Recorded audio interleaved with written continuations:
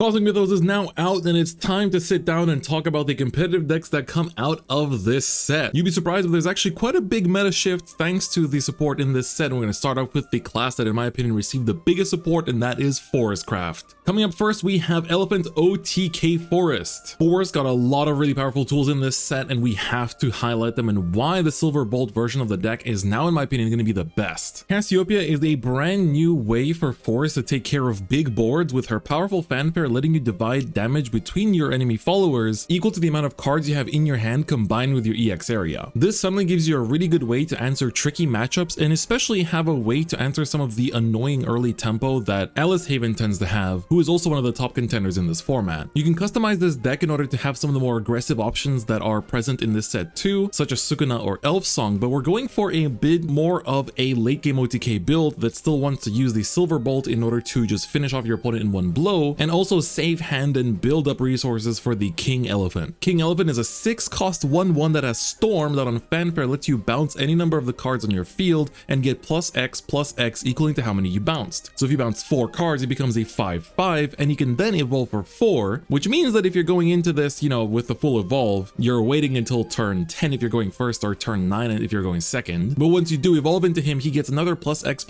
equaling the number of cards in your hand. So therefore, again, you bounced, you got him to to 5/5, and then on top of that, he gets another big buff from your hand, so you can usually just deal lethal damage if your opponent's left on like 12 or less, basically. And the best part is that he doesn't just carry Storm, he also ignores Ward. So now you have a bunch of ways to just kind of like answer your opponent's board that you can see throughout this deck, right? We have the Lily, we have the May, we have the Surefire Bullet. You have a bit of damage shipping as well, thanks to Silent Suzuka, and a lot of other ways to answer your opponent's board and just drag the game out until you get to your OTK options. Forestcraft got really good buffs in this set, and honestly, a lot of the cards that I deem to be some of the best in the actual set aren't even in this deck list that I recommended you to pick up in the must-haves video, but make sure you do pick up stuff like Elf Song and Sukuna because they're going to be super good going into future formats. Moving on to Swordcraft, we're going to take a departure from the heroic list and actually take a look at a more back-to-basic Swordcraft deck of just commanders and Arthurian followers. I will put a disclaimer that I think that for the meta, Heroic Sword is still stronger, but if you are trying to use the new cards and make a competitive deck out of the stuff in the set, I do think that Mars is something that is really strong that you can again build around as well. So Mars being a 3-cost 3/2 that buffs any officer follower that you play by +1 attack is really good, but you can also evolve her for free, which is actually really rare in Shadowverse Evolve, allowing you to search out any officer follower from your deck equaling to the amount of cost you pay on evolve. So if you pay 2, you search a 2 cost, if you pay 5, you can search a 5 cost, but then this also counts towards her other effect, so that thing you search out will also get the buff. And if you look at the deck list, you see that we do have a lot of commander cards in this deck as well, meaning that Gawain becomes pretty smooth to use as well, being a 5-cost 5/5 that recovers 2 play points if you reveal 2 commanders in your hand, or Arthurian cards, so basically being a 3-cost 5/5, which suddenly is huge. And he also makes the next commander you play cost 1 less. So even looking at just this list, Luminous Knight is a commander that suddenly now is a 1 cost that buffs something else with +1 attack. You also have, of course, Gemstaff and Albert and all these other ones, and Leonidas that you can play in this too, Alexander too, so everything suddenly becomes a bit smoother and easier to bring out faster. But because of the super high commander count in this deck, Gawain actually manages to function pretty well. So even the turn 5 is also going to be pretty impactful. A very annoying card for your opponent to answer when you start setting up your board is going to be that Armor of the Stars that not only gives a +1/+2 buff to one of your followers, but also gives them aura. Sword already had Aurelia as an aura card, but now, I mean, imagine giving something like your Albert aura who's swinging for game. Imagine dropping an Alexander and then giving it aura with the buff, meaning that he's surviving, he's reserved, and your opponent can't touch it with any effects. A Sail, of course, can still clear him, but you still give a really good form of protection. So overall, this sword deck definitely plays more like a mid-range list, almost leaning into control a little bit, but it is something that you can definitely play around with and try out. Now for Runecraft, we are also featuring 2 other decks as well, one of them being Chimera OTK. I feel like a lot of people were looking forward to those words coming out of my mouth sometime. Giant Chimera is a 7-cost 7/7 that when you play it on spell chain 10, which means if you have 10 or more cards that are spells in your cemetery, he deals 5 damage to each enemy leader and each enemy follower, and if you play him when you have 20 or more spells in the cemetery, then it deals 10 damage instead, but if you have 30, it'll deal 30 damage instead. And now, you're probably noticing a couple things when you look at this deck. First things first, unlike the usual 40 card decks, this one is a 50 card deck, and you're also seeing that we're actually actually playing quite a lot of followers and only 27 spells. The reason for this is because we're implementing Daria finally. I know a lot of people have been looking for a use of Daria. As long as Daria is in play, whenever you would count towards spell chain, she makes your spells and rune followers contribute to that cost. So suddenly having followers is no longer as big of a demerit. And when you play Daria, she also trashes your entire hand and then fills up your EX area with the cards on the top of your deck. And then when she evolves, she lets you choose a spell and a follower in your EX area that you can now play for -5 cost, which means that Chimera is now coming out for 2 cost, and I think you can probably see how this is all coming together. You basically play the usual spell chain game plan with this deck in the early game, where you basically just have a lot of ways to answer your opponent's board, you have ways to heal, and you can reuse your spells that are 3 cost or lower with Merlin. Concentration here is a big one in that example. We have followers that help us fight the board too, and we also have a lot of cards that draw, right, such as the Craig. But let's say, what if you draw into your Chimera, right? I don't want to have my Chimera in hand, it needs to be in my EX area that I set from Daria. And that is where Mystic Ring comes into play, which is a 1-cost spell that lets you choose a card in your hand and put it to the bottom of your deck, and then you draw a card. This means that you can basically go through your entire deck, mill through it, use Daria even multiple times if necessary, and then just use the ring to put Giant Chimera to the bottom, so that once you do play it, you are at the spell chain 30 count and can just OTK your opponent. Sometimes you will just be able to deal with just the spell chain 20. I mean, sometimes just 10 damage after chipping your opponent is enough. And I think this deck overall is pretty hard to build, but this is just my take on it, and I do think that a 50 card list for it is pretty good because of the way this deck plays. In the future, the Chimera OTK will become easier to pull off with 40 card lists as well, in a list called Lishana Control that's going to be in particular pretty prominent in the set 8 format. But if you want to try another interesting rune list from this set, I'll introduce to you Ginger Rune. So World Wielder Ginger is a 7-cost 4/4 that on Fanfare lets you choose a follower from your hand and put it onto the field, but its Fanfare abilities cannot be performed and it cannot attack enemies for the rest of this turn. And if you are to also evolve her, she then becomes a 6/6 that allows you to put any number of followers from your hand onto your field and also debuff them of their Fanfare abilities, and they can attack enemies. However, there is a lot of really strong high-cost followers that we can play off of this effect. Lucifer does not have a Fanfare, and he'll be just a 6/7 with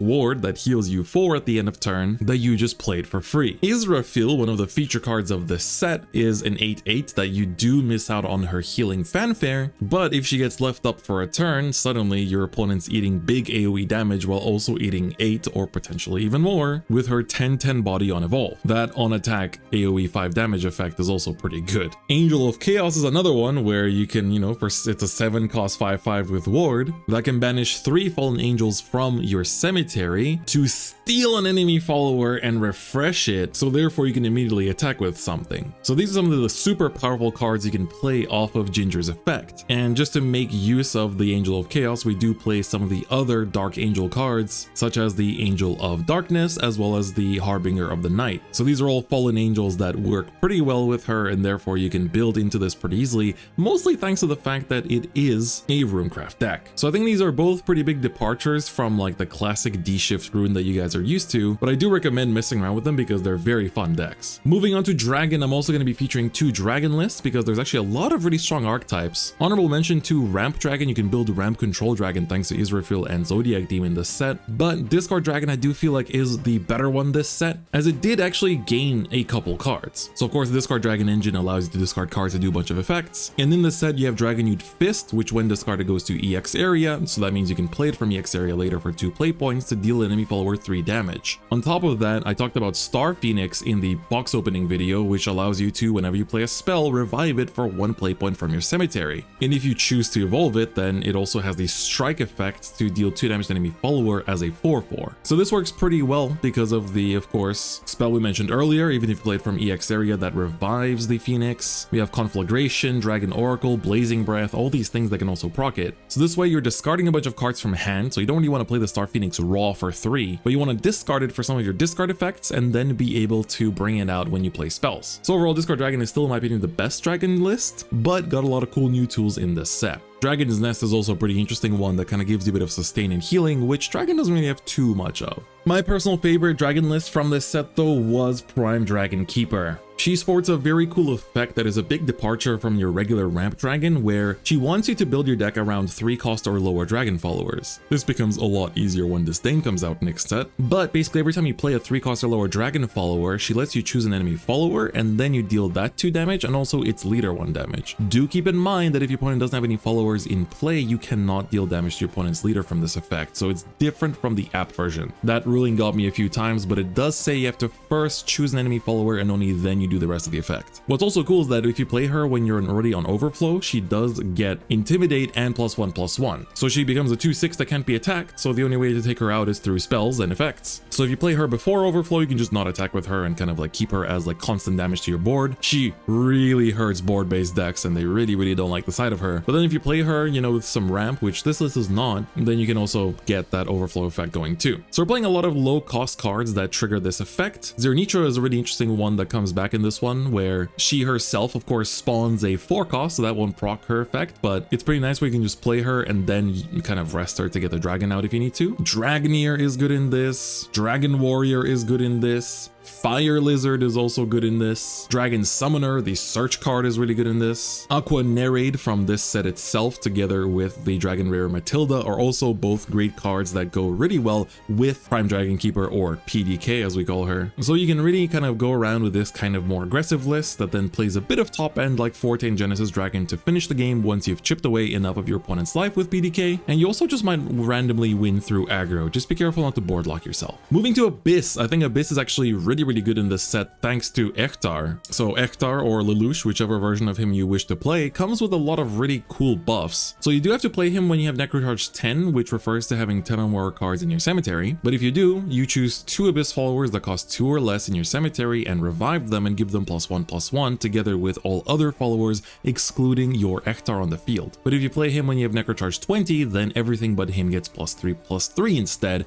and he gives everyone rush. So it's really good because you can trade boards very quickly, and especially at like 7 play points is when your opponent starts putting on big threats to the board. So having an easy way to just like revive 2 things and answer boards is pretty good. So reviving something like a Demonia that can give itself Bane if you deal yourself 2 damage is really good, because suddenly you can answer virtually everything just 1 off the Demonia. You can revive Lesser Mummy, which then gets Storm. Wind Turbo can also get Storm. Spartoid Surgeon is going to be an early one that you play to build into that Necrocharge 20, and so you have quite a lot of good revive targets from him on top of the already strong cards that Abyss had from previous sets. But he also comes with his own specialized spell, which is Grave Desecration, or Emperor's Command, whichever one you choose to play. That is a 1 cost that amulet that just mills 2, but then if you pay 2 and send this to the cemetery, you also get to add a departed follower back to your hand from your cemetery. So if you mill your Ektar and you want to just get it back, then you can go for it. Or if your Ektar dies, you can just get it back as well. So overall, I think this deck is a really cool, more tempo-based Abyss deck that we haven't seen too much of. I feel like Abyss kind of tends to win through gimmicks a lot of the time. So in my opinion, it's also a very exciting time for Abyss players. And it's only going to get more exciting next set, I can tell you that much. And finally, we have 2 Haven decks to feature, and one of them I'm sure you already know. We have to talk about it. It's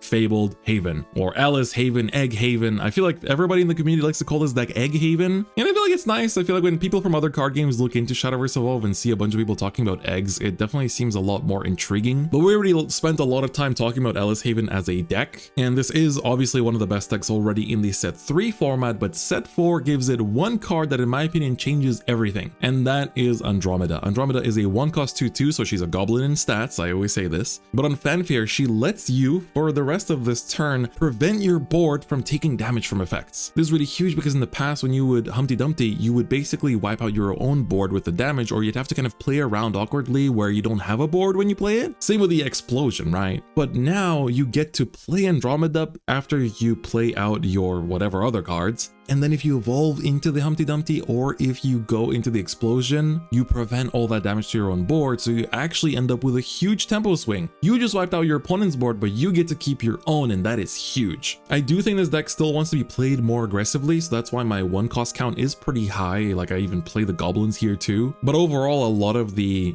Fabled Haven list do have to run the Fabled engine, and Angelic Snipe is going to be a card that you're going to see a lot of use for in set 5, but even this set is also pretty nice, especially for the mirror match, because you see a lot of goblins. It's really good to make sure you can shut down your opponent's early aggro, so definitely make use of that. But I think that's enough talking about Alice. I think you're going to get sick of it as we keep talking about it in future formats too. There's another very exciting deck that got some really good support in this set for Haven, and that is Control Haven. Control Haven got one big game changer, and that is Ether. Ether of the White Wing is a 7-cost 3/5 that has Ward, and on Fanfare searches for a Haven follower from your deck with a different name from herself that costs less than your maximum play points and puts it onto the field. So keep in mind that if you do play her on curve on 7 play points, she will only search a 6 or lower. But even with that being said, there are some good targets you can find from this, whether that's regular Jean, whether that's Almirage, or Soul Collector, who is a 6-cost 4/4 from set 2 that I think a lot of us looked over, that lets you banish an enemy 4-cost or lower follower. You can even evolve her in order to choose one of your other Haven followers in your cemetery and add it back to your hand. So then, okay, let's say that's what you did when you played her on 7. So what happens if you play Ether on 8? Well, then you can search the 7-cost 6/6 TM Opera, who banishes an enemy follower and draws you a card. And now you have the extra play point to even race it. Okay, so that was on 8 play points. What happens if I play it on 9 play points? Well, you basically confirm game because you search out Heavenly Aegis.